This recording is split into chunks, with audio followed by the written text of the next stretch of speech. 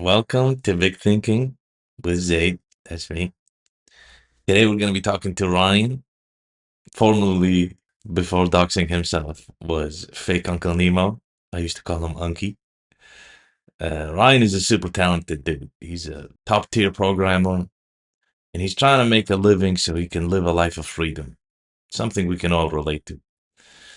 It was a very beautiful conversation, super deep, a little personal, but we all have our personal stories, and Ryan was very generous in sharing his story. So I hope you enjoy this as much as I did.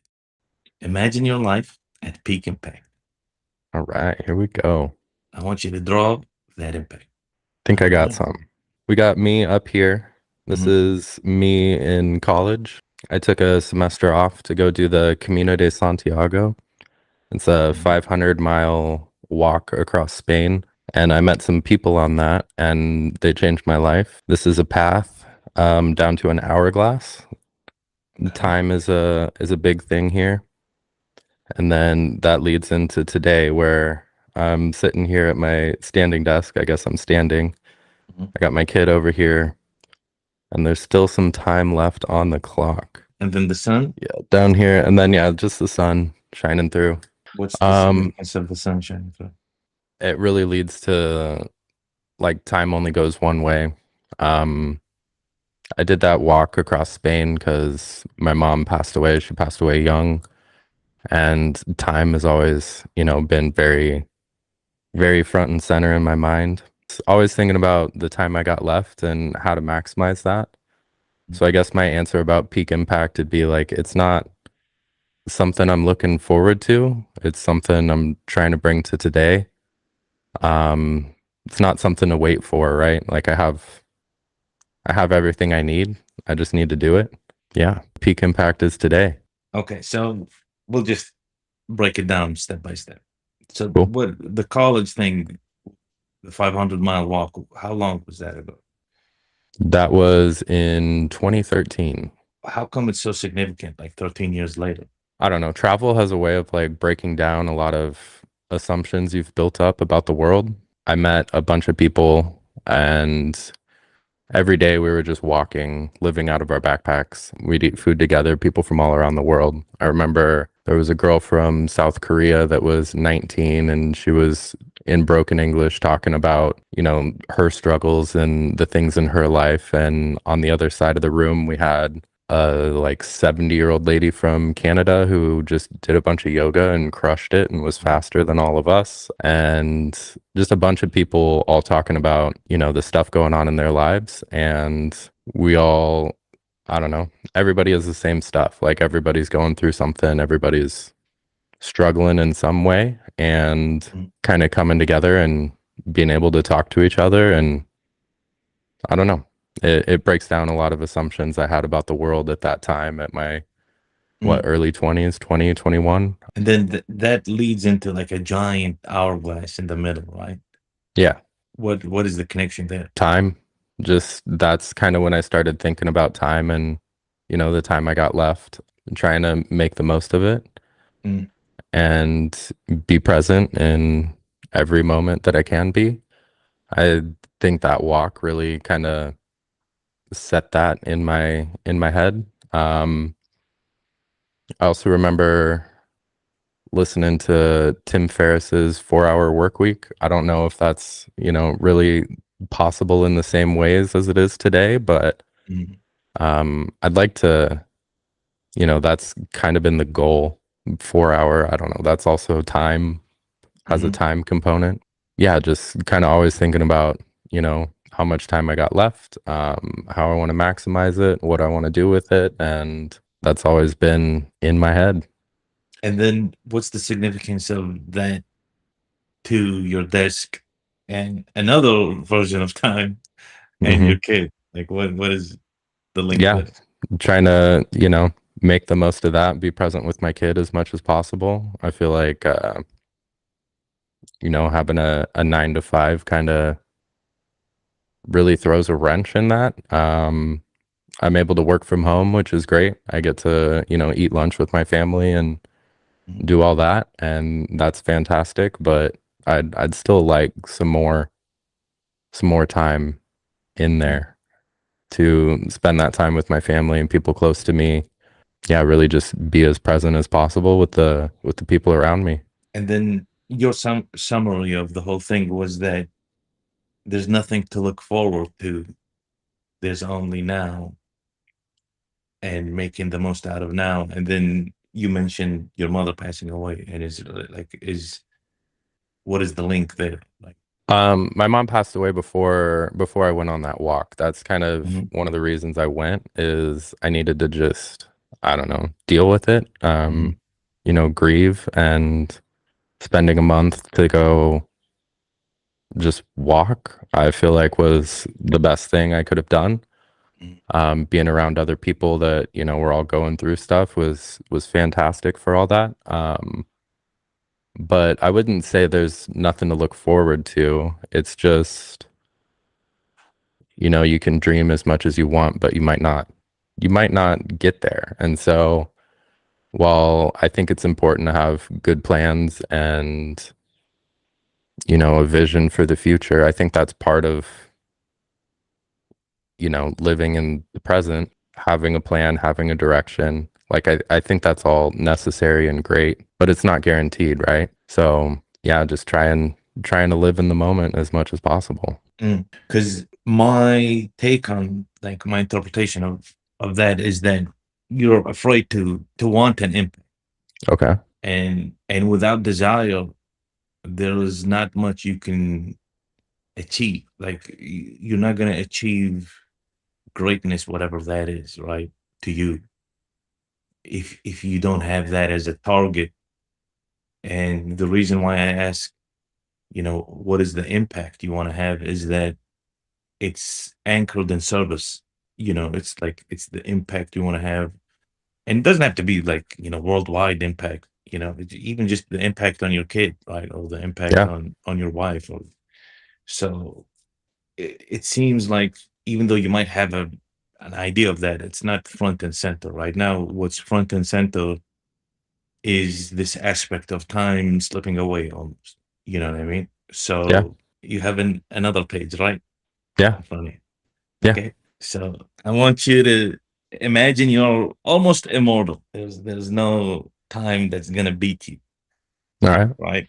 So you have unlimited time to achieve anything you desire. What is that ultimate North Star for you in terms of how you wanna be present in your ultimate form? Like sit in that a little bit and draw it. Don't write it down. Just sit in it, like imagine it, sit in it, and then just draw that, what it feels like to you. All right. I got another one. All Let's right. try it out. Sounds good. So here we go. We got Uh, a camper, an RV right here with a Starlink on top, uh, and me and a bunch of people around a campfire. uh, Um, Being able to, work from anywhere, have that freedom. And then over here mhm. we have the new house with some chickens Yeah. and a bunch of people around. A space to host and, spend quality time with people. Yeah. I don't feel like that's something I really have today, but that's something I'm really looking forward to. And what about the mountains and the trees? Mountains and the trees, yeah. So we have when my wife and I first got married, we got a national park map.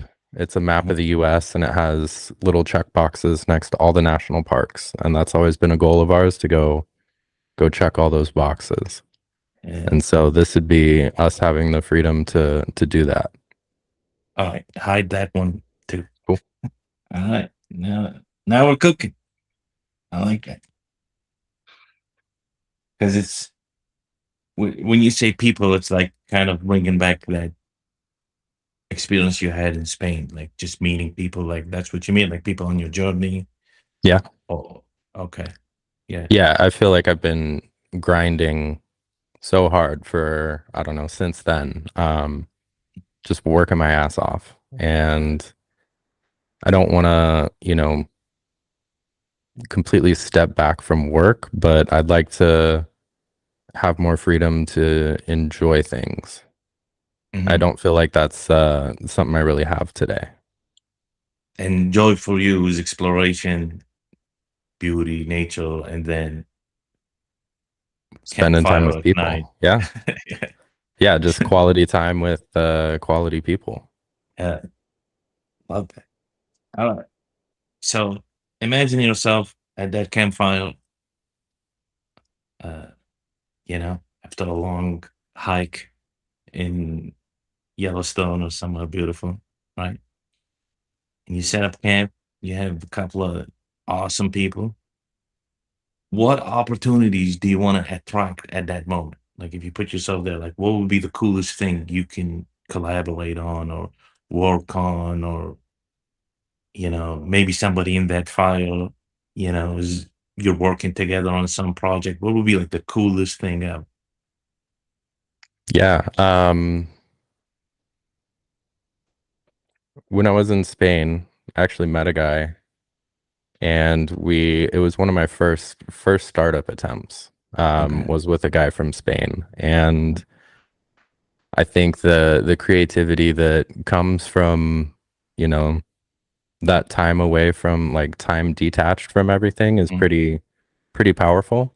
mhm, And I'd like more opportunities like that. I feel like, I don't know, it's so easy to get stuck in being plugged into everything, notifications constantly firing and all that. It kind of just short circuits my brain and stops me from, I don't know, it kind of takes away from creativity. And I think moments like that, like some of the best conversations I've had about, I don't know, future startup plans or whatever else have been from moments like that around a campfire or mhm, in a hot tub or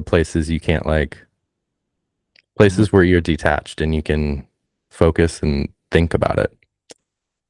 Is So, there is there like a fantasy that is concrete? Like, wouldn't it be great to just hike with Steve Jobs and work on a hardware thing? Or, is there like like something more vivid you can imagine? hmm. um, I think the coolest startup I could think about, or I don't know, the things that are exciting to me right now are, Chip Clip is fantastic, and I'm really looking forward to that. If I was to think ahead about like next project, the dream project, it would be something with hardware.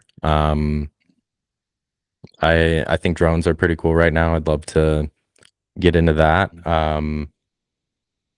I have one back there. I've been looking at building brushless Yeah, we've motors seen the and garage at this point. things like that. Yeah. You Yeah, I blurring guess it we is can not take it gonna away. change it.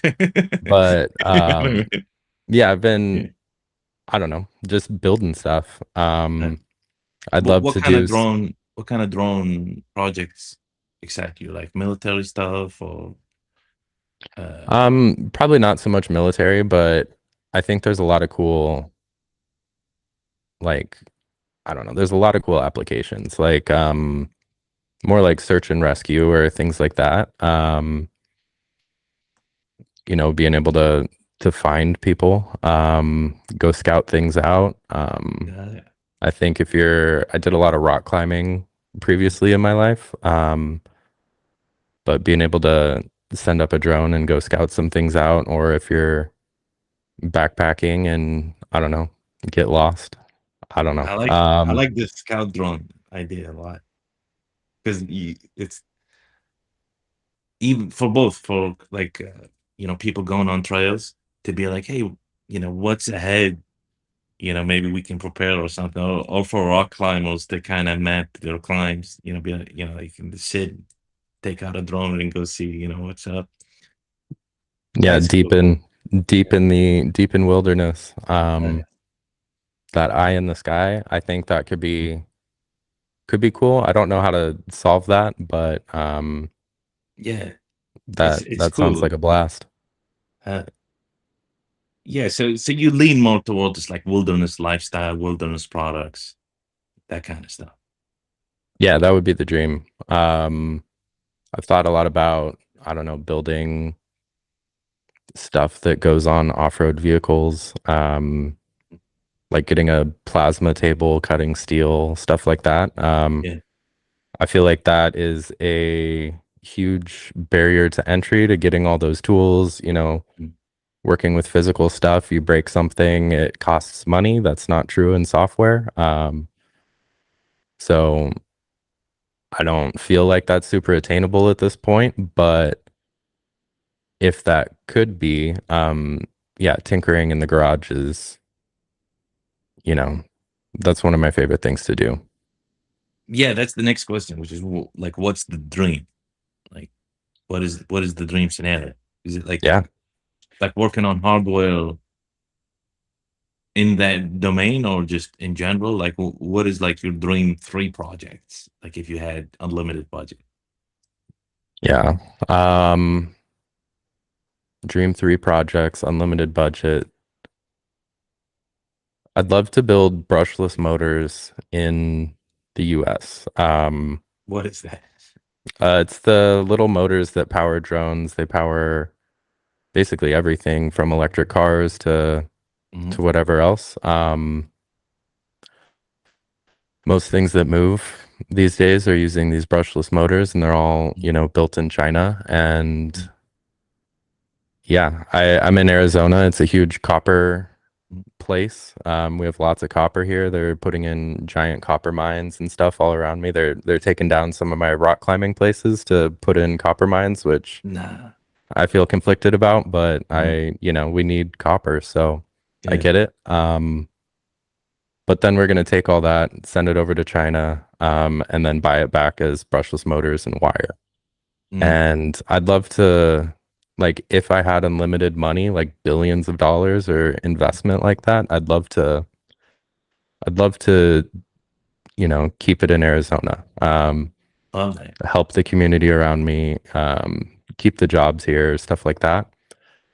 It just seems wildly inefficient to, mine stuff out of the ground, send it overseas, Hmm. and then buy it back.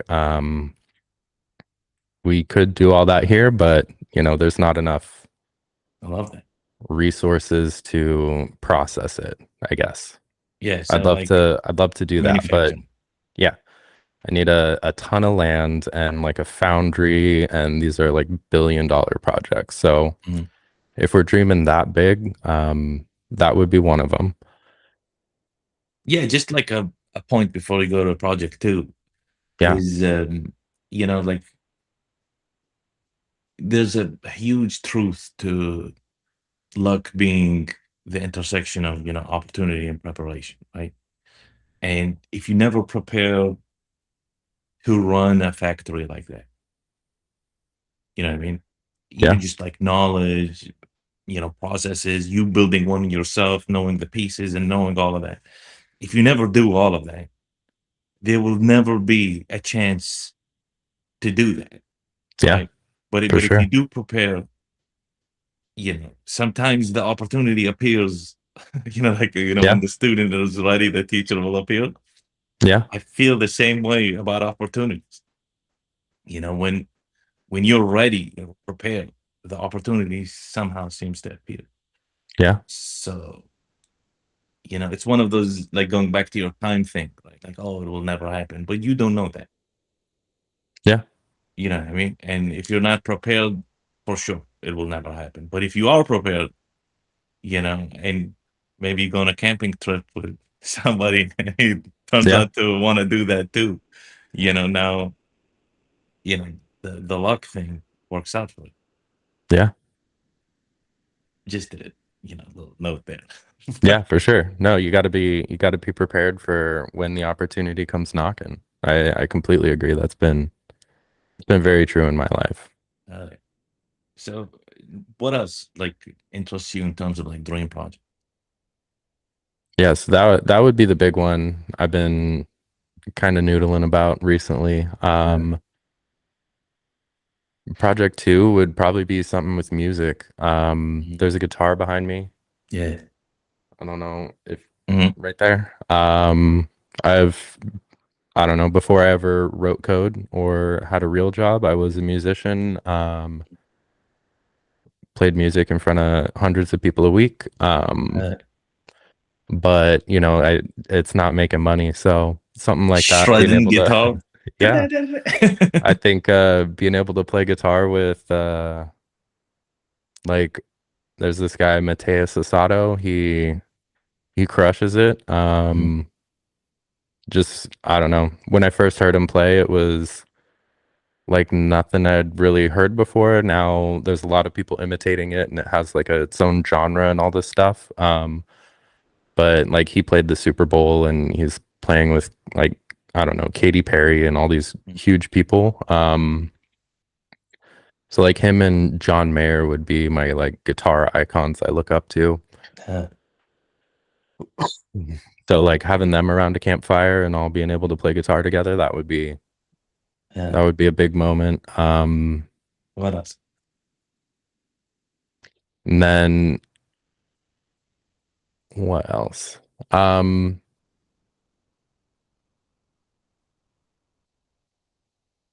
I think it'd have to be another music project. Is Like it? building instruments. Yeah. I've always, dreamed about building a synthesizer. I've built an electric guitar. I haven't built an acoustic guitar. I'd like to do Uh, that. Um, but okay. yeah, synthesizers, guitar effects, things like that. That's another thing. I feel like I don't know, probably not financially a smart decision, but if I had unlimited money and unlimited time, Mhm. I'd definitely jump into that. Okay. Uh, all right. So what is the dream overall like in terms of like how did start your pursuit? Because you dabbled in most of these things, right? Like Yeah. you are a musician. You said just now you built a guitar, um, and then you're coding and building, you know, ship code. And before that, you were like just coding it, car gurus or something like that, right? Yeah, I've always had side projects. I've Yeah. been a Yeah, like self-taught, how did this passion start and yeah. what is that passion? Like what is this like tinkering? Yeah, I don't know. It's always been in me. When I was a kid, like 5, 6 years old, I remember I was always getting in trouble. I was taking apart remotes, Yeah. and not being able to put them back together, losing all my Mhm, dad's tools, stuff like that. mhm. So I've Like was your always, dad a tinkerer too? Like was he like a carpenter or something? he was a programmer.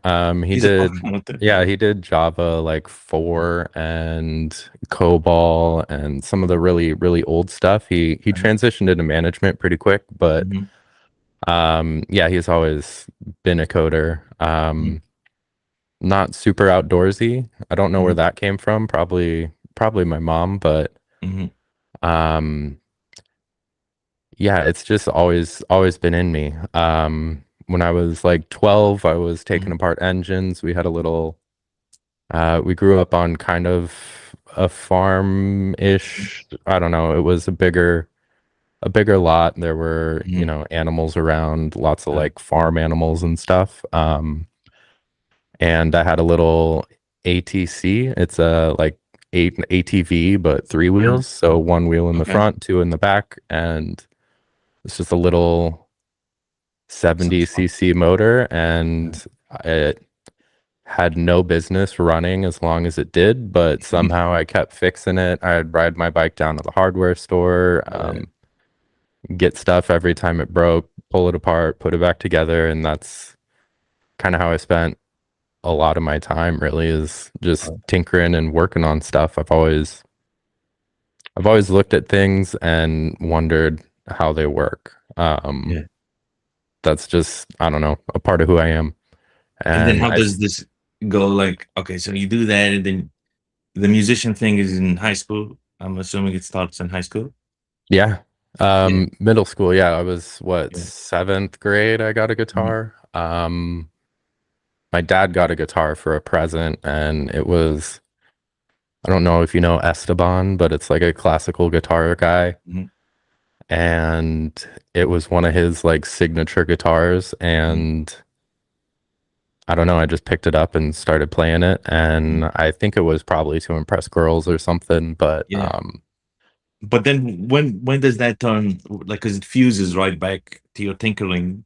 When does that become like, "Hey, I wanna make a guitar. I'm interested in the acoustics. I'm interested in yeah. whatever." And, Um, like, you did an electric guitar, so, like, it's more software related, right? Kinda, yeah. It's I don't know, just Or like woodworking. Just yeah, like a woodworking project. It seemed like yeah. a hard thing Mhm, and hard thing to learn, and I don't know, I wanted to learn how. So mhm. like I've And how always was looked the at project? things Did it and did it work out? almost there was one thing, I glued one thing wrong. There's Mhm. a metal rod that goes in the guitar neck, Yeah. and it's called a truss rod, and Mhm, it's, to keep the strings the right distance away from the frets, mhm, so that it doesn't buzz. You mhm, can press down and it feels good. It doesn't mhm, feel bad. And I glued that wrong, so I mhm. couldn't adjust it. And other than that, it worked. I could play it, but it wasn't perfect. And so I'd like to go back and redo that, Yeah. but I don't have all the same tools right now. Mhm, I'd have to, put up some investment again into mhm. getting some stuff, but yeah, I've always just looked at things and thought, why is this so expensive? I could do that better myself. And that pushed you into, like, software, like, as a career choice? I don't know. Software was just hot. That was the thing. Like Yeah. I grew up and I remember, MySpace and then Facebook just coming out, and Mhm, that was about the time I was in college. mhm, My original degree was in electrical engineering.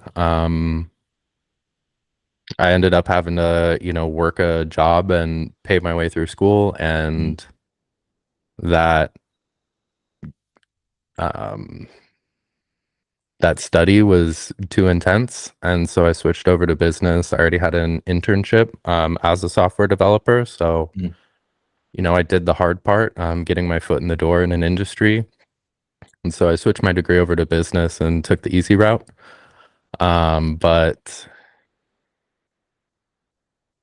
Yeah, yeah, my point is, like, how do we end up here, right? Like, because you you're a thinker, you then fall in love with music, then you have, like, a, personal tragedy, which sets you off into this, like, kinda appreciation for nature or nature's way, and, you got all of that going, and then it seems like such a detachment to just be like, then "Oh, I just wanna make money."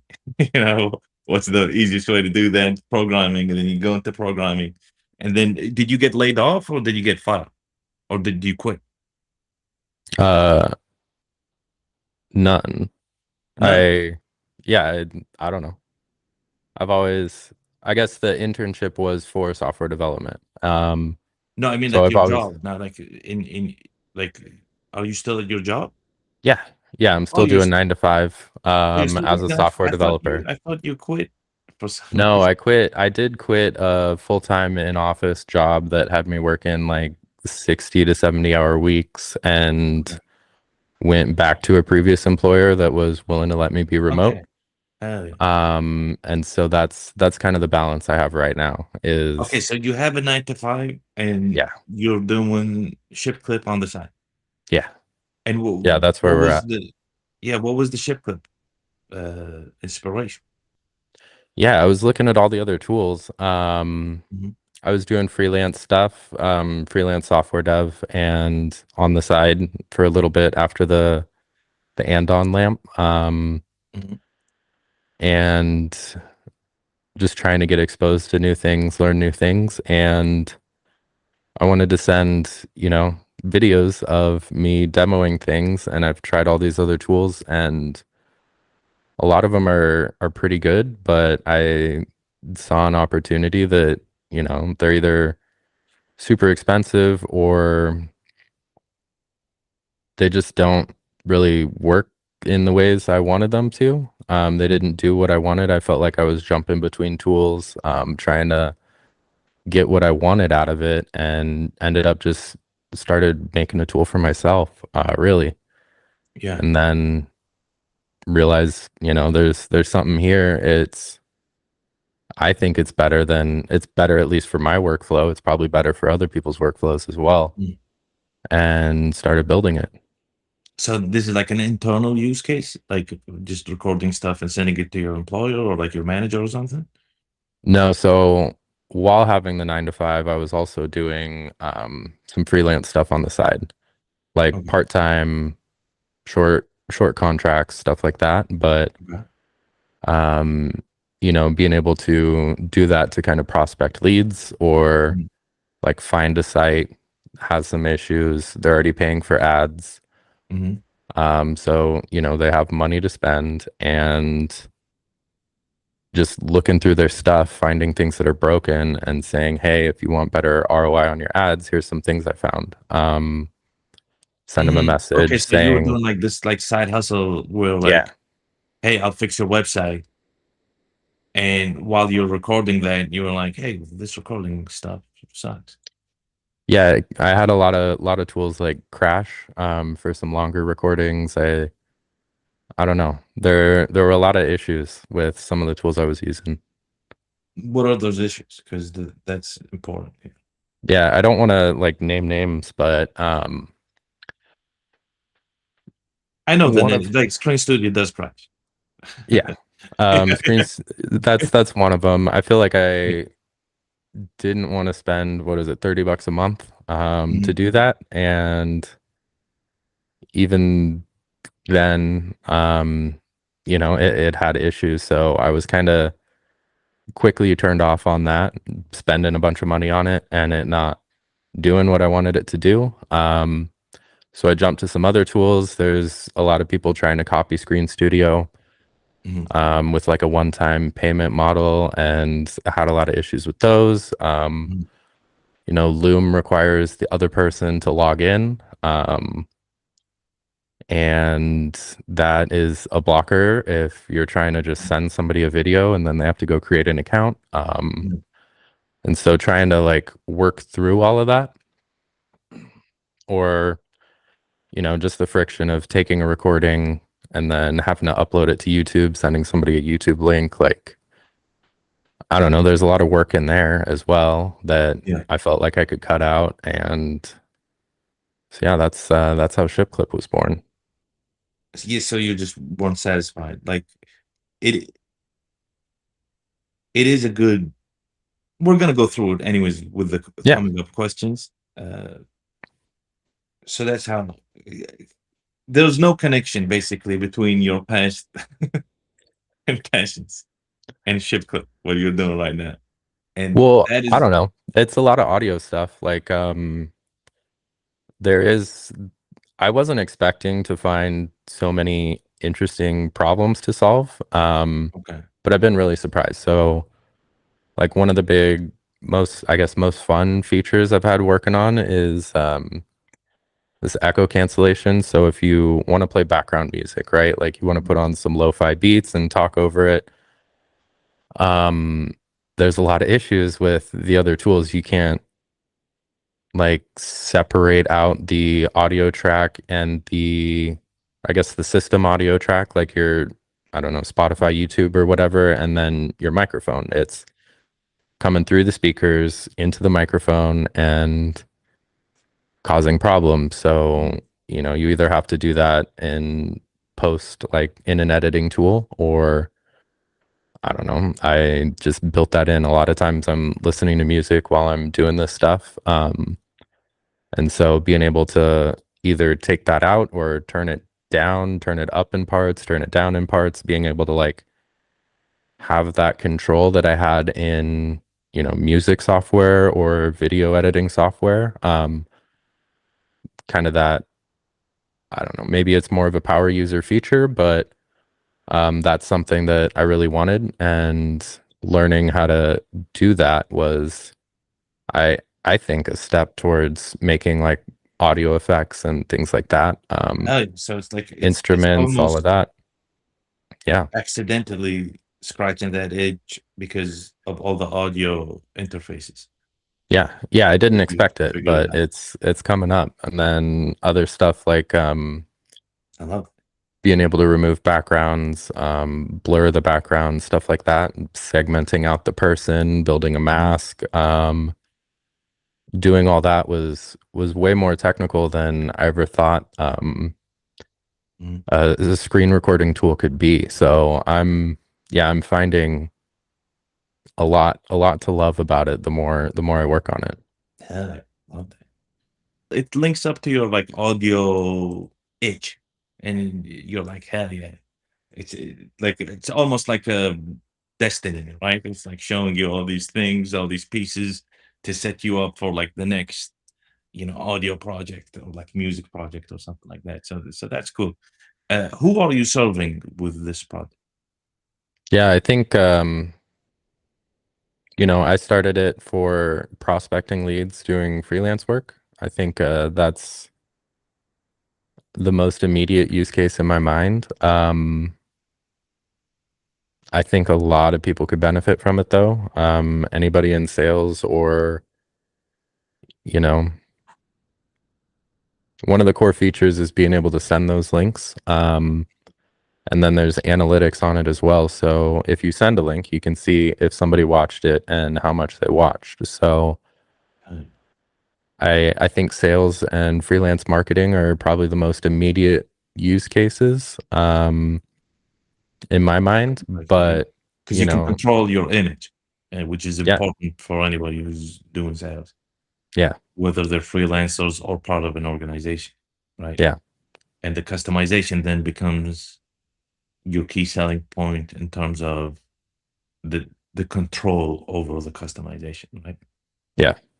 Uh, Yeah, another thing I've been thinking about is like internal enterprise stuff. Some of the best leaders I've had in like a enterprise have put up like blogs almost about their vision, what they're shooting towards, where they want to go, and it really helps like align everybody. I think that could be cleaned up with videos. And so I'd love to, get into that, but that I feel like those people are hard to find. They're great leaders, but not everybody is doing that. So it's presentations. yeah, The presentation. broader category is just presentations, Yeah. right? Anybody Yeah. doing a presentation, a video presentation, asynchronous video presentation, Yeah. Yeah. Asynchronous. yeah, is because that's how Loom won, right? Hmm. They pitched it as asynchronous communication. Yeah. Yeah. That same idea. Yeah, so I guess they're probably the biggest competitor I have right now. and they kind of opened up a market that didn't exist. They're one of the very few people that have uh, introduced a new behavior with a very cool position, which is asynchronous communication. Um, and that comes now. You have to integrate some sort of like commenting situation. Uh, but I love that. So asynchronous communication or asynchronous presentation and prospecting is kind of the two use cases that you're working for. Yeah. That's what I'm thinking about right now. Hell yeah. And what are they paying money for, these people?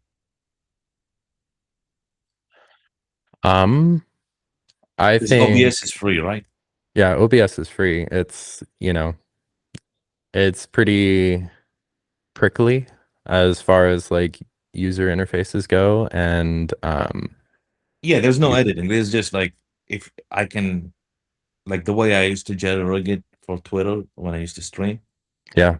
is I open up Zoom and minimize Zoom to get my to get my face in there. Oh, to get the camera. Okay. Yeah, and then I'll just run OBS, and that's a completely free solution. Yeah. And just record it, OBS also, and you can cut it in CapCut. Like that's that is a workflow that is super free. So Yeah. what are they paying to get out of that, or how are you making it more convenient than that? Yeah. I think what I have is way more convenient. So when you record through OBS, it, you know, smashes it all into one video. You get one output. Um, the way I'm doing it is we're recording everything separately, separate tracks for everything. So when you hop into the editor, you can do whatever you want to do with it. It's separate tracks. You can, move your camera around. You can That is resize thinking in it. features. That is not thinking Okay, yeah. in payment. Like, like w- give to just give you a cheat code, right? Um, the setup I told you, the free setup. I have no control over the camera, the audio, like you're saying, whatever. So what I would pay for is control. Yeah. You know what I mean? So what are things like that, that you can think about? The complete control is one of the things that are like, all right, you can't completely control your video, your background, your audio, all of that. Yeah, you get one shot in Yeah. those tools. If you make a small mistake and something's in the wrong spot, I can edit that in CapCut. can you move the camera to a different location? There we go. Yeah. Like that So and stuff. so animate your camera. Yeah, animate the camera, animate the audio, that full control, being able to, I don't know, really dial in all of that. Yeah, let's list them up. Like that's what I'm saying. Like so Yeah, complete control is one, animate your camera is one. Uh from complete control is basically control your audio.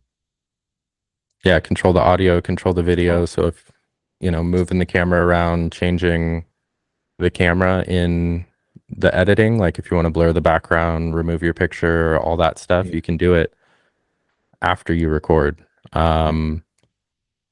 If you want to completely cut out audio Mhm. from one of the tracks, like, I don't know, you're recording through OBS and get an error message and it pops up like the sound, just Mhm. being able to, remove that or Yeah, this not make controlling people's audio. eardrums Just bleed. moving on. Yeah. Okay. Animate your camera, control audio. That is two things you have now. What else? Yeah, being able to easily share it. You click export, it gives you a Easy. link, you send that link to someone, and then if they watched it, how much they watched of it. Yeah. I And think that's that's I, something I people think would pay. that's huge. Yeah, 100%. What else? What else are they paying? And I like what you said, Yeah, I think it post really recording just control.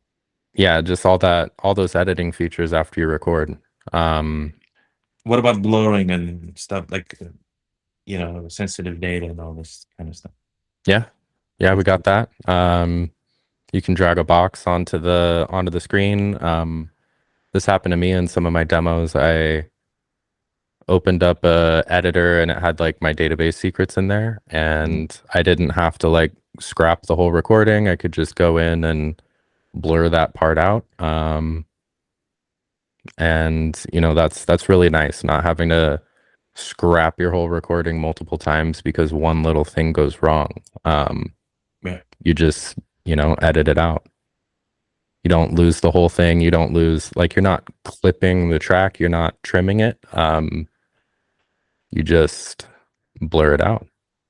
Yeah. If we also have subtitles, so you don't have to go to another tool to generate the subtitles. That's all Yeah. built in. That's I yeah, know. that's convenience. That's not something people pay Yeah. for because they can just export that CapCut and put subtitles easily. Yeah, that's more Uh, work, but yeah, you're yeah, using yeah, multiple tools, multiple subscriptions. yeah. You asked me a question once. You were like, uh, why do you have your demo as a video and then you're recording on top of the video and pausing and whatever? You remember you Yeah. asked me this once? Yeah. And I was like, the reason why is because I needed to dial in the demo and then kind of talk over it. And there's no way for me to record uh like a video on top of an already recorded thing in Screen Studio. You know what I mean? Yeah. Because like Okay. what I would have preferred is me just recording myself as a separate track, post recording of the and editing, because like the editing part is what's most important about software demos, right? Because it needs to be fast and the whole movement of everything. And what I like about Screen Studio is the cursor. Even if you cut stuff, there's continuity in the cursor, Yeah. and that's very important. But I would have liked to just record myself talking over the edited piece, and then now I can also animate the video and like edit that, like you're saying, move it and maybe hide it when I'm showing something, and then reappear, like fade in and out, stuff like Yeah. that. That comes back to like complete control, post percussion, double record, whatever. Like all of this stuff doesn't exist. Um, Love, and you're saying it's faster, like the sync engine, basically, like exporting is faster and more reliable than Screen Studio. Yeah, I think so. Screen Studio is using I opened it up last night and I was looking at it because I didn't want to say something dumb. Mm. But it's a web app that calls out to the system at times to do some, system level stuff, but it's just an Electron app and everything I've seen in the screen recording space is just Electron apps. Nobody's like making full use of the Apple Silicon. Nobody's, doing it like this. My download is 5 megabytes. That's probably doesn't mean a whole ton, but everybody else is, 100 times that, or they're packaging a whole web browser in there. And But we're how is using, that in speed? Because the speed part pisses me yeah, off a lot. yeah, it's slow. Because OBS, as soon as you stop recording, even if it's an hour, it takes like 1 minute. You got Yeah, it. it's there. It's recording while you're recording. It's building that file in OBS.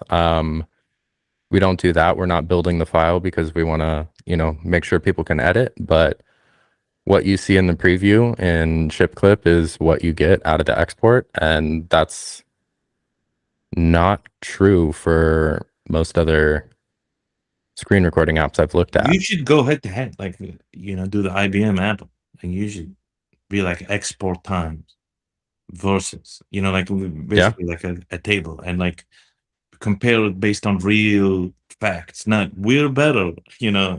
these features we've thought of, check features they didn't think of because we thought of them, X, like that kind of bullshit doesn't work. But head to head features, with facts as a table works, perfect. Like Yeah. it's a convincing tool for sure. Yeah. It's definitely on my list. Yeah. I'm still shipping features, trying to, Mhm. get close to parity. There's still some things I got to do, but yeah, that's definitely on the list. So what is your one sentence pitch in terms of like differentiation? Like how are you different? How are you better? How are you special? One sentence.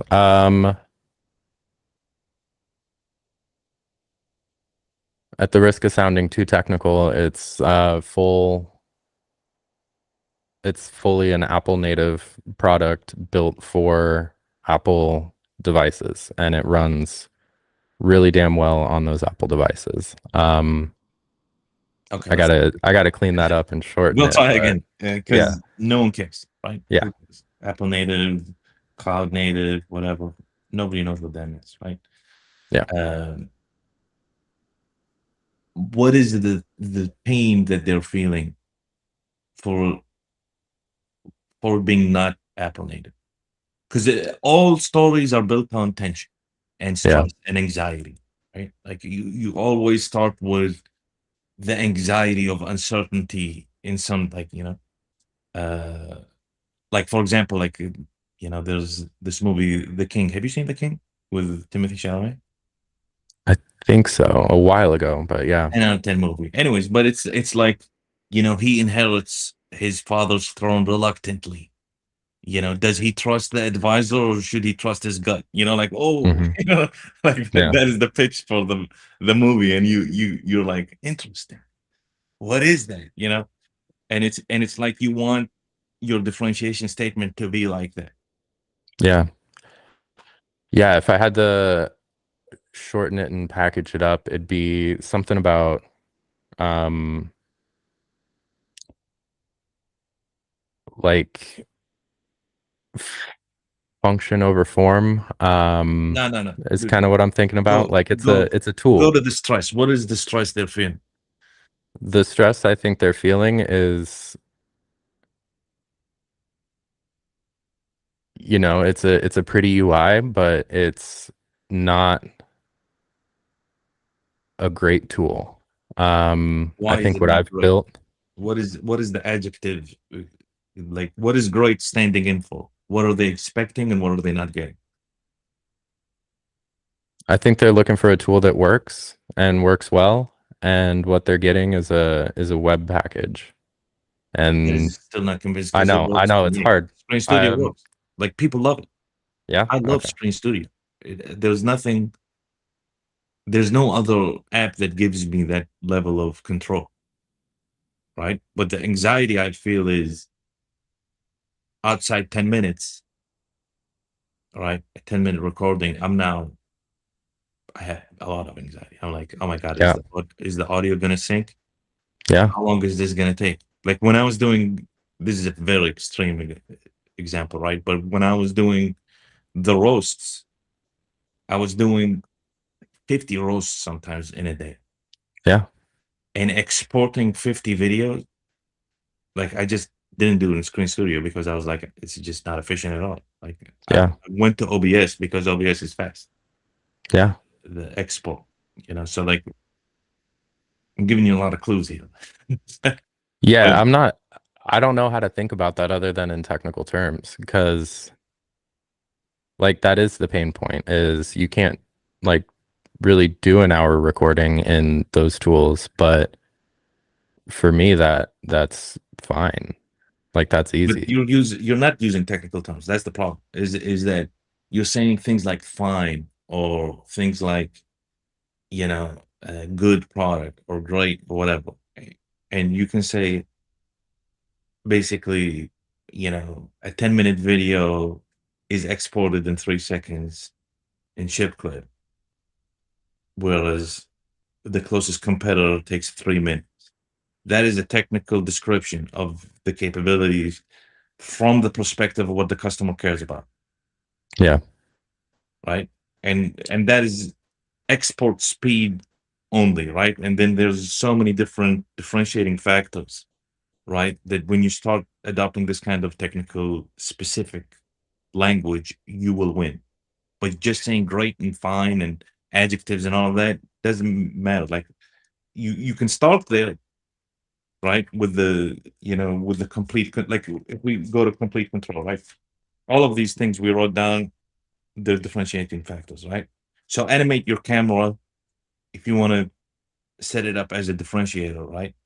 Uh, you can say, with ship clip, you can control the camera's size, background, position on the video, and animate in between them. Whereas in the competitors, you're stuck in one position for the whole video. Yeah. Like, and these are all things you want to test out on the market, and the right one that people are like, hell yeah, take my money is the one you should listen to better, right? Yeah. Uh, so why do you want to serve this market? Like, what is your stake in this? Yeah, it's me. Um, I'm the person I'm serving. Uh-huh. So I feel like I immediately relate to the struggles these people are feeling, with, the exports and being able to share, being able to, tweak what you want to tweak, not scrap a whole recording because one little thing happened. Just really tightening up that whole thing. I'd say I've felt that pain and I think it's something I can solve, and that's uh that's what I'm doing. Hey, and what is it enabling you to do? Like close more? Yeah.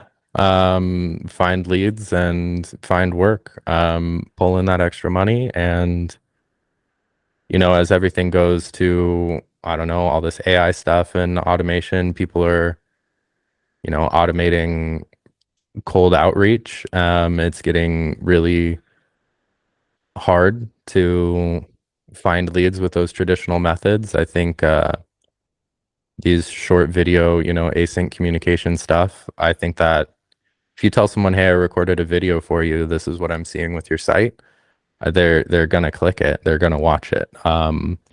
Versus sending a cold email and saying, hey, I'm a software developer. Is there any work you have for me? Those are two, So I close don't more know. leads is the Yeah. ultimate promise here. Yeah. Love it.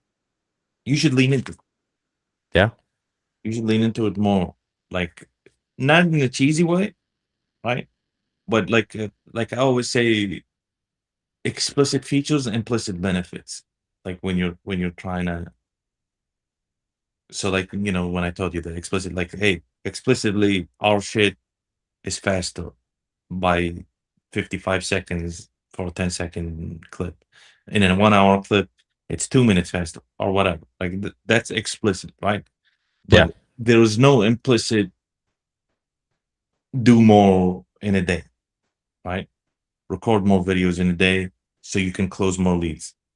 You want to, Okay. Yeah. you know what I mean? You want to close that entire loop in almost all the statements you make. Okay. Yeah. Yeah. Um, all right.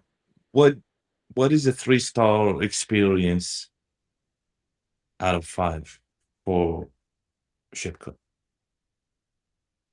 Like A what would, three-star experience out of five. What do you mean by that? like if someone used it and was gonna review it and give it 3 stars, what would they say? What would they say? They'd say it does what it says it does. Um, What does it do?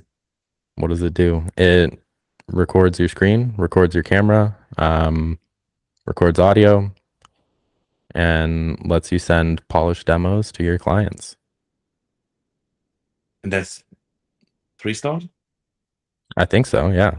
I think there's a lot of other tools that do just that. All right, what's a 4-star review? Four-star review would probably be something about not having to scrap the whole recording just because one little thing went wrong. You're able to blur it out. You're able to cancel out some sound of, I don't know, something unwanted. You open your browser up, some YouTube video starts playing. You can just correct that instead of having to scrap the whole thing and start over. Uh, I think that would be the four-star experience. and what is the 5-star experience? The five-star experience would be, I think, using the analytics stuff to close more leads, see what's working, what's not. You send a video about one thing, somebody watches half of it, gets out of there, or you can figure out Mhm. like what went wrong, where their attention dropped off, Okay. where they stopped caring, and then you can go back and iterate, and you have everything you need to fully tune your outreach. So almost like a sentiment analysis real time as they're watching. Yeah. If you can capture that, like, yeah, this is amazing. And what's a 6-star? A 6 star. Would be ship clip changed my life. Um, How? I was homeless and then we're doing out of 5, right? 6 stars out of Yeah, 5, or are man, we this doing is 10? Okay. it's helping you. Yeah, it'd be I was homeless. I don't know. I couldn't find work, but I have Claude code and ship clip. I'm able to, go find work. Change my life. How does it change your life? What is Chip Clip doing specifically to help you get out of that situation? I think the outreach, sending someone a message saying, you put in the work, you find issues, and you should be rewarded for that. You find stuff wrong with people's site, you immediately demonstrate that you have expertise in this and you're worth listening to.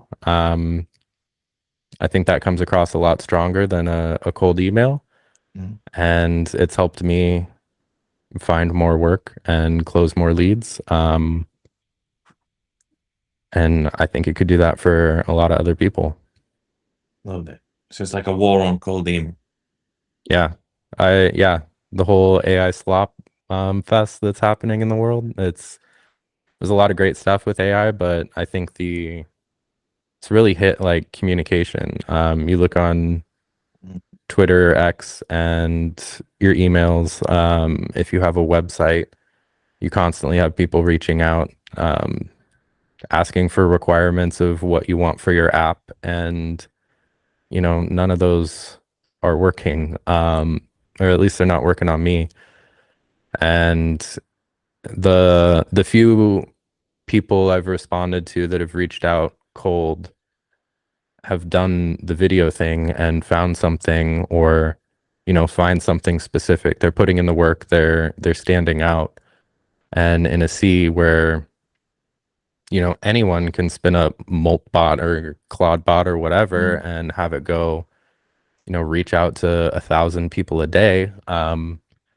That's getting more and more obvious, and just finding a way to stay human and set yourself apart, I think, is going to be more and more important. love this. What is a 7 star experience? 7 star. Wow, it's hard to get better than that. How do you get past I changed my life?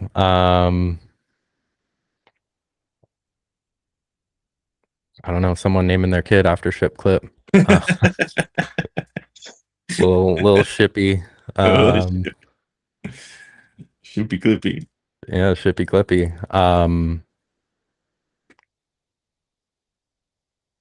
Yeah, I don't know how to get better than Ship Clip changed my life. Yeah, like with Ship Clip 6 stars, you're like, I'm more human. Like when I send my video out to my prospects, I get instant credibility because they can connect with me. I get instant connection. The parasocial relationship is established. Um, but what is a step beyond that?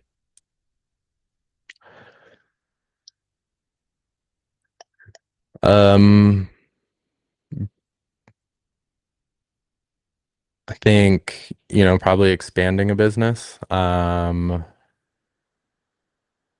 So like you start with just you doing this, and then maybe you could start bringing on extra people to help with the whole, outreach stuff. It's not just you anymore, it's a team of people. You become an agency and building that off Ship Clip. Just trying to think of like bigger impact things. Because for me, And like the way I would give it 7 stars is the easiness of doing all of this stuff. Because you're in control, but the reason why no nobody's animating in After Effects, yeah. you know, except professional animators, is because adding keyframes and easings and all of that and animating this, all of this stuff is not that easy. Yeah. Yeah, it's a power feature. That's all in there, but if you just export what you get, it's pretty good.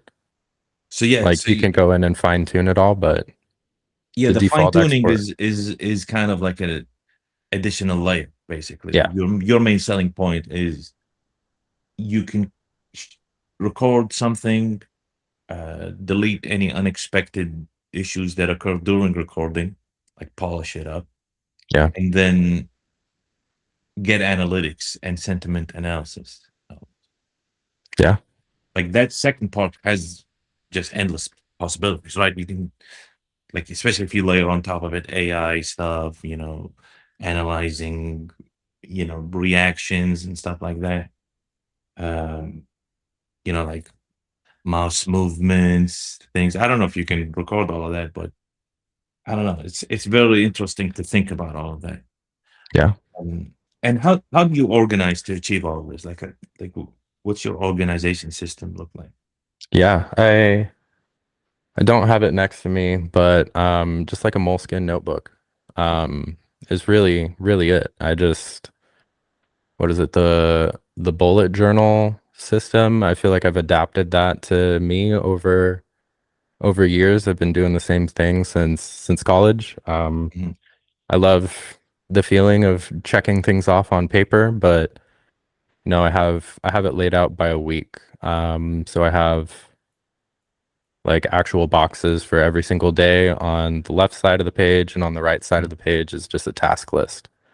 Okay. And I'll go through and, these are my tasks for the week. If I zero in on a day, I feel like life is too chaotic and, Mhm. sometimes those things slip and then I don't know, you feel discouraged and So stop in the wanting to beginning look of the at week, it. you're like, this is the shit I gotta do. Yeah, Sundays. Sunday evening, Sunday nights, I go through and plan out my next week. Usually, it you can't hold to a plan for a full week or things come Mhm. up, stuff happens, you have to shift it around, but I've had great success with planning by week instead of trying to plan out every day. Spend an hour Okay. or two on a Sunday evening and think about everything, talk to my wife, sync calendars, do all that, and then figure out where like my time fits in and what I can accomplish.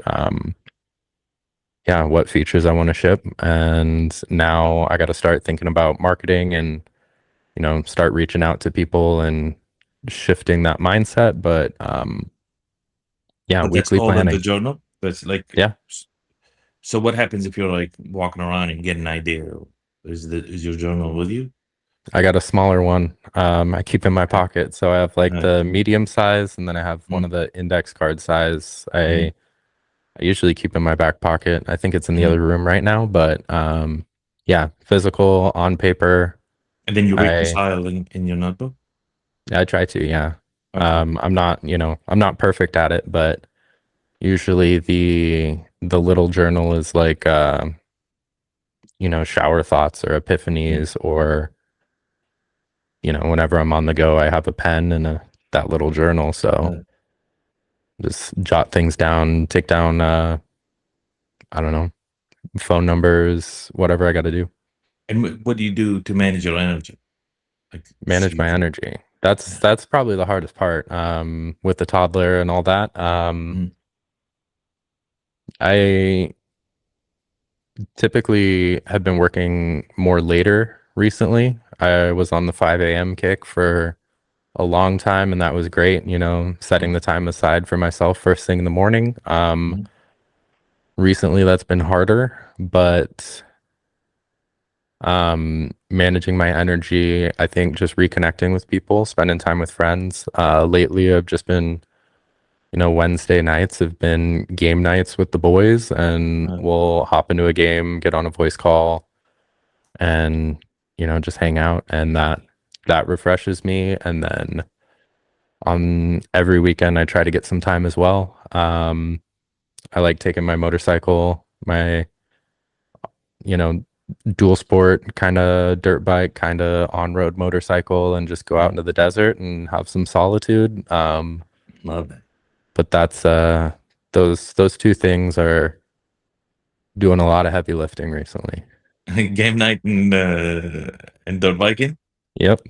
Uh, Yeah, I'm planning on trading the dirt bike for more mountain biking here soon, but yeah, yeah. And what's your thinking process? my thinking process. It comes from that solitude time. Like that's the time I have to, I don't know, declutter my brain, I guess. Mhm. I've always needed some solitude to kind of think through stuff. I don't know. That's probably more normal than I think. But that's always been something I needed. Just, sit down and or walk around, not have any music, and just be present with my thoughts. Yeah, give them the time they deserve, and they'll stop nagging me. Is kind of how it works in my brain. And do you record them at all? Yeah, little notebook. Little notebook. Yeah, Okay. And and then do you have like some sort of AI workflow or you don't care no, about it? not for that. Like We'll use for AI. productivity and stuff like that. Like output, like doing work, I use Claude Code a lot. I've been Okay. using it since what, Yeah, you could be 3.5? on cloud code. Yeah, I Yeah, I everybody was remember on just yeah. Cursor forever ago doing tab complete and stuff, and I'm like, nah, this isn't. I don't know. Yeah, you and Um, Brian Bliskin. Like, oh geez, like simple nodes, like yeah, like a year and a half ago or something like that. yeah, it's Yeah. I So one of the main things I love about it is I can, kick off a task mm, and go step away from the computer for 5 minutes. Go check in on the family, stuff like that, and it's working in the background. yeah, it's awesome. Now with some of the web code stuff, I can check in on it from my phone and things like that, so I can detach a little more, and it's not being fully like you're locked in, but you're not writing every single character anymore, and that's really nice. I still do like planning beforehand. I'm thinking about, what data structures I want to use where and give it those detailed notes. It's not like, go make this work. It's, this CSS element has too much padding, go fix that. Mm, Or we should be using something here. Let's use a queue instead of, just an array so that we don't have to do a binary search on it. We can just grab the frame we want instead of having to find it. Little, I'm still using my 15 years of software engineering expertise, but in a very different way. yeah, So it's I like I no, really like it. like people are saying like software is dying or whatever, like software engineering, and it's like no, it's not at You all. you Like still got to know how it works. yeah, Yeah. you need it. Like for example, like I'm working like on persistence right now and whatever, and a lot of people can just use just calls to the database and like cache the database even, but Hmm. like if you know how to use like Svelte stores and do like optimistic UI, like that's something it's not gonna suggest Yeah. for you. It's You not know going to what I mean? suggest things like that. No. Yeah, yeah. It's So you, I think it's lazy just like everybody, and it'll try and find, the fastest solution to get you what you want and satisfy those requirements, but it's not thinking ahead about future things or, how to keep stuff maintainable so that it continues to work. And there's so many people I've seen that have, vibe coded something and then it just falls apart.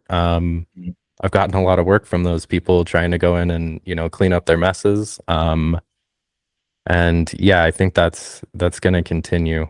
I don't think, more and more people are going to be doing that, trying to build stuff, and they're going to run into these same problems. Or there's tons of security stuff too. People aren't considering when they're vibe coding something, and I don't know. It's maybe stuff will get that great, but I haven't seen until it yet. then, yeah, Yeah, until then, mhm. got plenty of work. Yeah. Yeah, until then, I'm enjoying the ride Yeah. because, yeah, I'm in the same position. Like every time, especially because we're coding things, so we actually use AI a lot rather than just, here and there, write this or, what do you think of that? Um, and each new model, you can see the limits of how good it's getting, and what still you have to kind of massage and do yourself and all of that. Um, it's so like doomer almost, like when you hear people talk about it and you're like, you don't know what you're talking about. Yeah. Like, Yeah, they're trying to make that a thing. I think I don't know. It's always the CEOs of these companies coming out trying to sell everybody that software is dead so that, they change their industry, raise their stock, whatever. yeah, raise money. Yeah, they're incentivized to do that and they'd be wrong not to try. So I don't It's know. Having that, it's short-sighted for yeah, sure. for sure. Yeah. So you just go on walks, do some dirt biking, something comes up, you write down, and then it goes into the void. Like for you to say, hey, what was I thinking 2 months ago? And is it related to anything I'm thinking right now? You have no system to bridge that gap. Um, I rely on my brain a lot to kind of remember some things, and then those Sundays, when I sit down and plan out the week, Yeah. a lot of times I'll flip through and see, is there anything here that I'm not thinking about that I should be? I do have that little review time there, but for the most part, I don't know, it's been working for me. I've been able to, have a main job and 9 to 5, do stuff on the side, family stuff, keep that all mostly together as much as I can, but there's But always room to personal, improve. like But journaling kind of emotions, feelings, thoughts like that. Do you also write those in your journal, in your notes, in your notebook? um, no, like emotions, and I don't journal in that sense. I've done it a couple times. I've been pretty consistent for months at a time, but it falls off. I really like music though. So like if I have stuff I need to feel, I'll pick up my guitar and just play for a bit.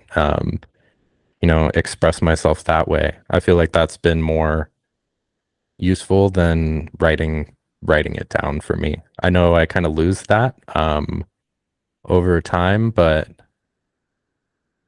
like there's nothing really to look back on. Sometimes I'll, record a song or something, but um I'll look back through those. It's crazy to see some of the stuff I recorded like in high school and college, Mhm. but yeah, for the most part, that's, a present moment and you get through it and let it go. I love it. And in terms of like therapy and all of that, not to get too personal, but like, do you use like talk to friends or your wife or whatever, or so? Because I'm Yeah. asking all of this Yeah. because like what I'm building helps with that, but you seem to have zero use case or you don't see the benefit of that. Whereas as a person building something to help with that, I see a huge benefit because first of all, humans are the worst at memories. Yeah. So like sure you can see your notebook and everything you wrote in that notebook, but once that notebook is in the shelf, or I don't know, do you trash your notebooks or do you keep? I keep them. I got a Yeah, big stack somewhere. Yeah. yeah, I'll flip through them probably once a year. yeah. And it's completely not like semantic search or vector search. You know what I Yeah. mean? Where Yeah, you for sure. can where you can link every time you felt that way or thought that and try to find patterns. uh, it is 100% a lever. Like for me right now, like the way I use Caravan version 1, version 2 is going to be way better, but version 1, it's the context orchestration. There's no orchestration. You just dump context in it Hmm. from whatever, right? And I have all these journals, and now I'm doing like progress reports. I start posting them because like I don't think anybody cares, but I care, you know, Yeah. keep track, um, and being able to just dump that in context and have a conversation about it. Uh, Especially when it's so overwhelming, right? Like you write about this, you write about that, you write about and having the AI use its most powerful feature, which is reading. If you think about it, like Yeah. it can just take in all that context in a second and make some sense out of it, right? Um, it's super grounding for like it turns a lot of quicksand ideas and beliefs and solidifies them.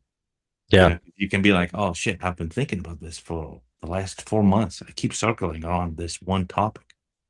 And it's like, it helps you confront a lot of things. So I definitely recommend you try that at some point.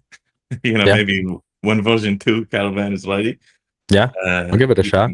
can even like these tasks, like everything is just having the ability for AI to see all of it and contextualize it, and you can have a conversation with it. I feel like is extremely powerful, but not to Yeah, get I too have much. I have Yeah. taken pictures of stuff like Mhm. I don't know, I have a half-formed idea or the brushless motors thing. Like I wanted Mhm. to figure out how those worked. That started as something in a notebook, take a picture of it, put it in Claude and the web tool and pick up the conversation from there. So I have done stuff like that. It's not like dump all of everything into AI, Mhm. but more, I guess, precision or Mhm. focused topics like that.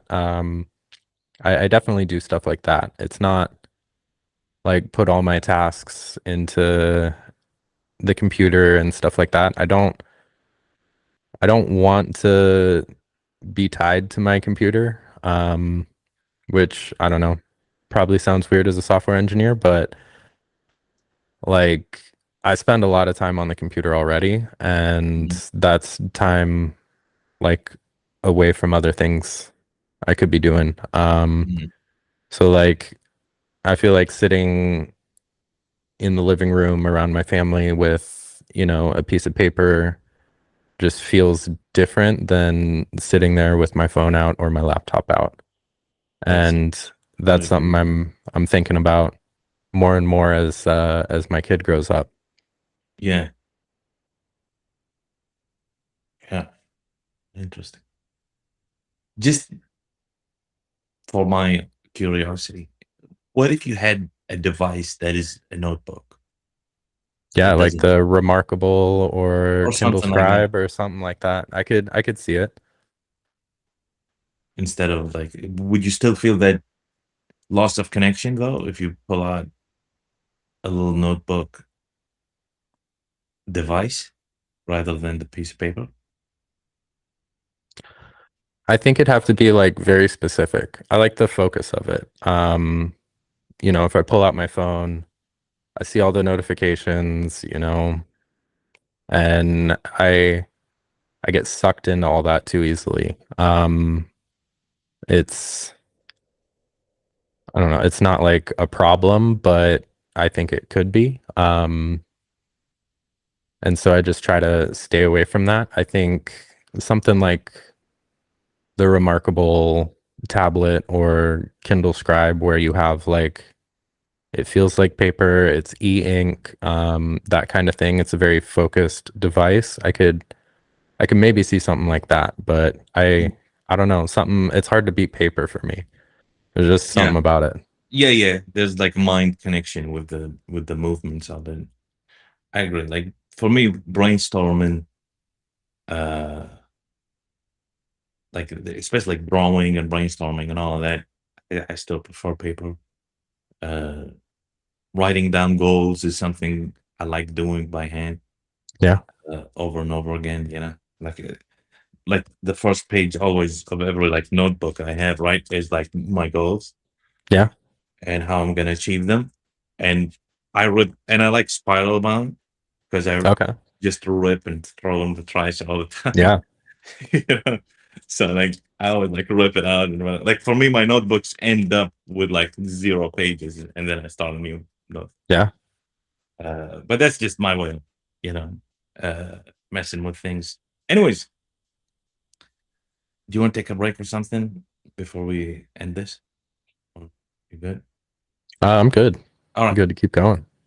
So let's say ship clip crushes it, right?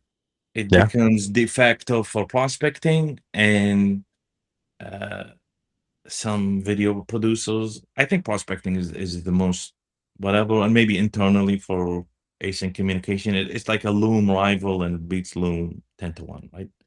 Yeah. How does your life change if that happens?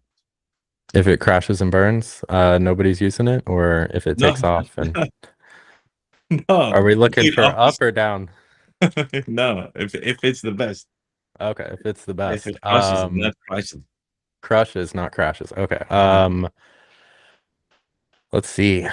I think it goes back to that drawing of camping. Just You can't freedom. look at that drawing ever again. Mm. Okay. Never again. I think it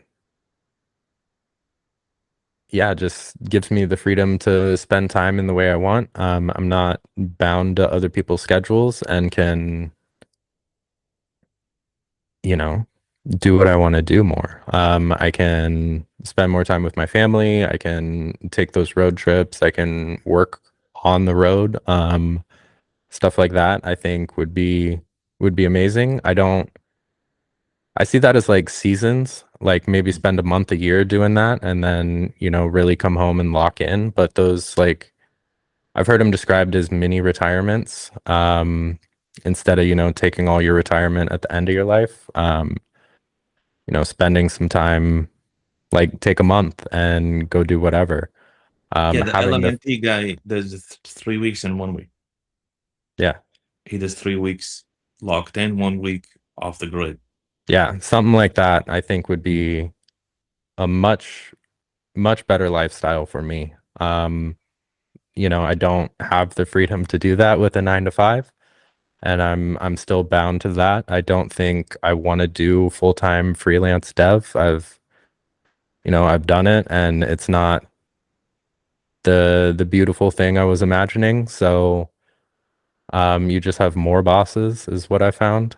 Um, so having the freedom to do that, I don't want to make it sound like I'm trying to run away from work, but taking focused time to, focus on the things that are important and come back with a clear head ready to crush it, I think would set me up way better than what I'm doing now. And that's the dream.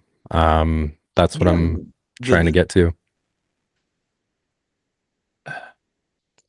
because I see where you're coming from, and as a person who has not been in a 9 to 5, but I've been consulting for whatever a decade now, it does feel like you have a boss, and it's not the same as having a product, right? Yeah. And working now, like after filing all my clients and just working on the product, i- the work becomes joy. It Yeah. doesn't become like work, like you're talking about. Like you're gonna wanna take a break, not because you've been working. It's because you need distance, Yeah. to kind of have things appear to you that you can't see from being too close to it, right? Um, and I think this product does have that potential. And the side project I told you about, like as in, something like a one and done you can do. Yeah. Uh,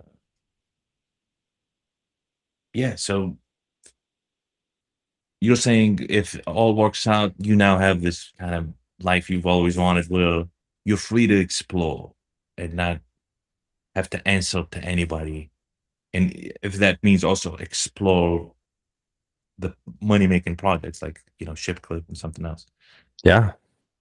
Yeah. Yeah. Time to, let, time to tinker in the garage for a week. Mhm. Go. just focus on something completely different and really explore it. That sounds great. Spending some time traveling sounds great. Yeah, all of that.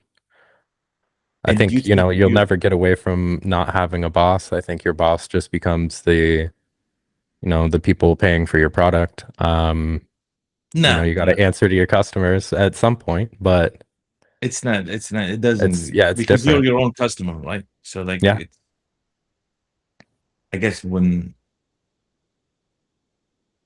you don't have a freelancing job, you're no longer your own customer. So that's definitely like a hiccup there, right?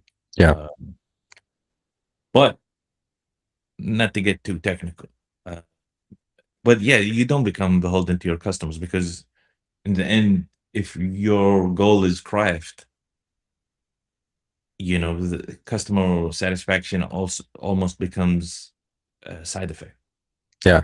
I like the term craft, becoming a Right? craftsman and, having the freedom to build the best thing. Um, I don't feel like you get that outside of building a product for yourself. In the enterprise world, it's, pump features out the door, cut whatever corners you can. In freelance, it's always, they want one specific thing. They don't want it to work perfect, just good Mhm. enough. And so, yeah, being able to focus on craft and really build stuff I'm proud of, Mm. would be a huge part of that. Oh yeah. And do you think you're that person to achieve that today? Like, do you think there's like a gap you got to close to For become the person who can achieve this lifestyle? Like, how we were talking about opportunities and preparation and all of that. Yeah, Like yeah, this also comes with a certain level of preparation. Like, hmm like a person who can organize their time, who can, dedicate their life to a craft. Like all of this are responsibilities that people don't think about when they're on their 9 to 5, because they're like, oh, there's a 9 to 5. I have to clock in at 9 o'clock, yeah, and I can clock out at 5 o'clock. Whereas when it is your sole craft, there is none of it. You can literally you can decide today, be like, not my day, yeah, and just yeah. I veg out mean, on the couch all day long, you know? yeah, for sure. Um, I'd say software is my craft right now. It's, I've been doing it 15 years and I have gotten pretty good at it. I feel like building the best product, I can do that. I'm confident in that. Mhm, The thing I'm not confident in and the thing I'm learning is, the marketing, selling, putting myself out there, getting comfortable, recording myself, being on camera, sharing it, and all of that, I think is, where I'm learning, taking lessons, iterating, and that's going to be a much bigger season here coming up. I feel so like that's who we're you getting, must be, you're saying, to get there, yeah, is the person who is marketing savvy, basically. yeah, that's what I'm thinking about recently is sales and marketing. How to do that, how to think about it. I spent some time last year doing SEO stuff for some silly projects, Mhm. just to learn. And so I feel like I got some of that, but that's, more technical behind the scenes. But yeah, really just putting myself out there and marketing, getting comfortable selling. That's the stuff I got to learn or Oh, am learning. yeah, 100%. And the shortcut is being more vivid in your descriptions and your language. Yeah, That is, like, it's taken me, whatever, 10 years of consulting and reading and sales and all this.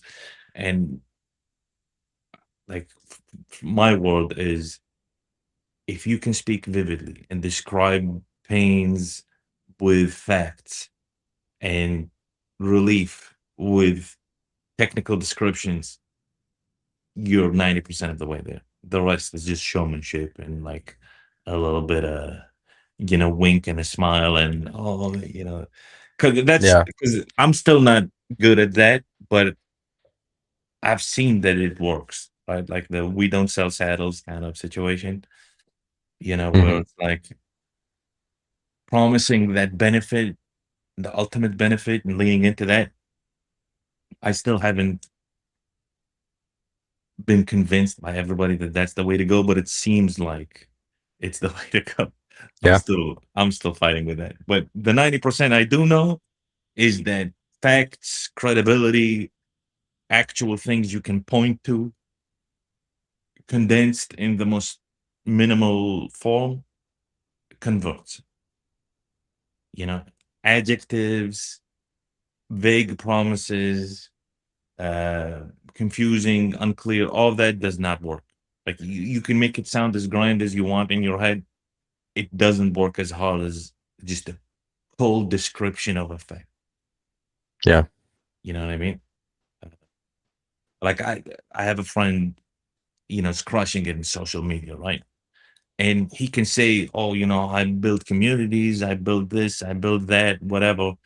It will never hit, especially somebody who maybe like a big company who wants to hire him or whatever. It's not gonna hit as hard as I've built 3 accounts with 10 million followers, across all of them. Like that is very vivid and there's no guessing there.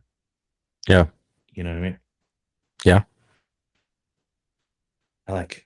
Is there anything else? Anything more you want to discuss? We haven't discussed? Any questions you have for me? Um, yeah, so I'm trying to get into the sales and marketing stuff. You got any books for me? I see Yeah, all your books in the background. I know you read a lot. yeah. Where would you start? I have a ton. So to understand the landscape of what you're dealing with in the healthiest way, it's crossing the chasm. Crossing the Chasm. Yeah, that is one of the best books in terms of learning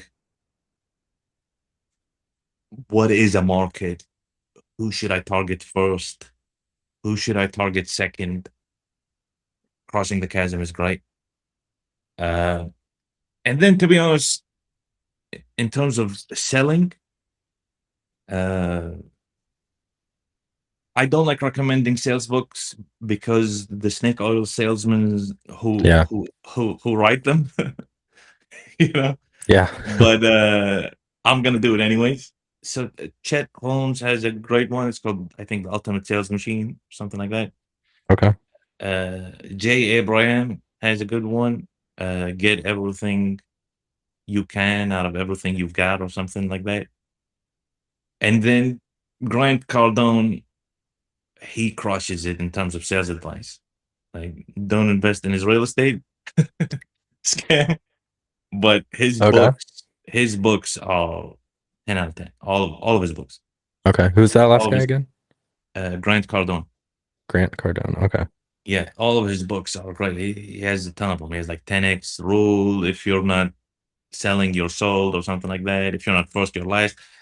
Like basically all of his books Okay. that are about sales just give great advice in terms of how you should think about sales. Because like one of the biggest takeaways I have is a lot of times you make assumptions and Yeah.